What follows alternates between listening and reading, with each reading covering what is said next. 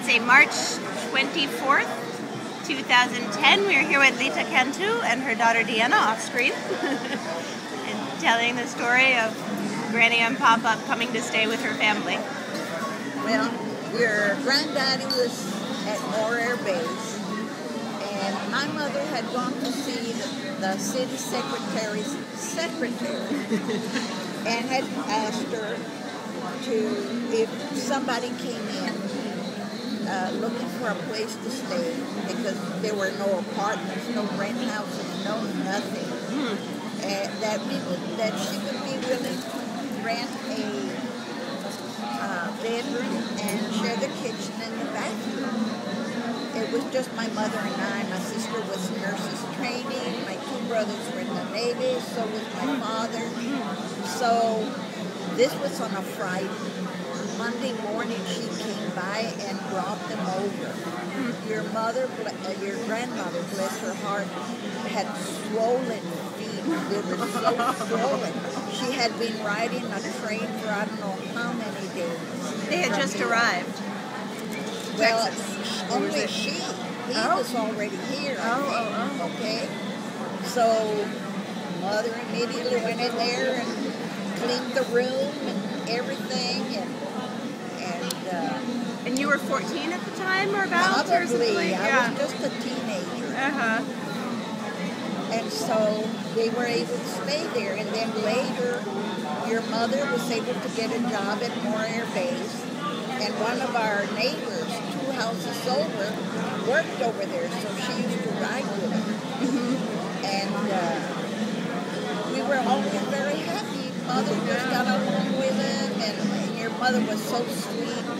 And so was Ty, They were so was Grandpa staying with you too at the time, or was he was on the base?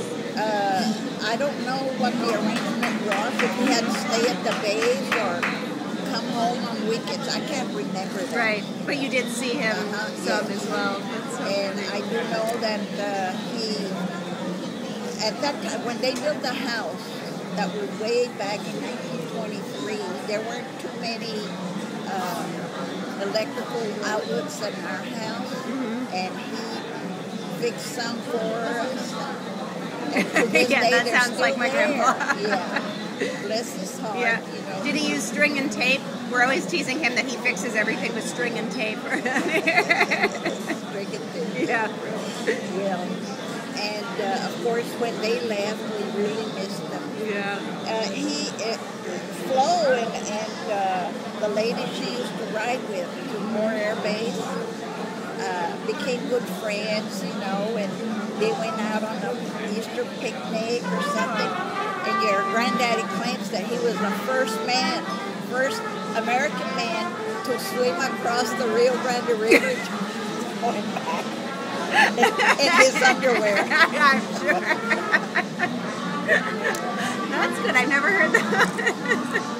Anyway, that's very funny. We really missed him, and your grandmother never forgot my mother. Yeah. And we didn't correspond very often. Maybe at Christmas we'd write a little note on the Christmas card. Right. And so when she passed away, and I got the Christmas card, I wrote back to her and told her that Mother had passed away. And since then, she and I have been communicating with each other. And in 1999, I think it was, she mentioned in her Christmas card that they were going to Puerto Rico. And when I sent her my card, I said, I have a son in Puerto Rico doing a medical residence in Caguas. So she wrote right back. We're going to be there from certain day, And so I told Steve, my son, Joel, and we were going up that way. So we made sure that it was during the time that they were going to be there. So when we arrived, they had already gotten together, and Steve picked us up at the airport, and then we picked them up and we went out to eat. And then the I following didn't day, realize that you were there too. I thought it was just your son. well, no, So we flew up there. Oh, that's great. So you saw her at that time. Yeah, that's when we saw her. Yeah. And they hadn't changed a bit except I for know. lighter hair. Yeah. That was 10 years 10, ago. 11 years Yeah. ago. Yeah, almost 11 years ago.